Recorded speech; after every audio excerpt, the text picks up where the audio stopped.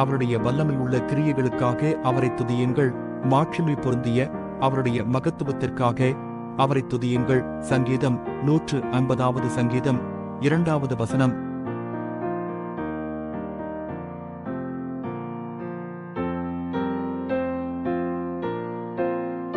அவருடைய வல்லமையுள்ள கிரியைகளுக்காக அவரை துதியுங்கள். மாட்சிமை பொருந்திய அவருடைய மகத்துவத்திற்காக அவரை துதியுங்கள். சங்கீதம் 150 சங்கீதம் 2 வசனம்.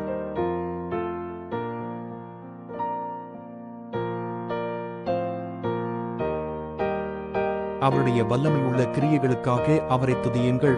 மாட்சிமை பொருந்திய அவருடைய மகத்துவத்திற்காக அவரை துதியுங்கள். சங்கீதம் 150 சங்கீதம் 2 வசனம்.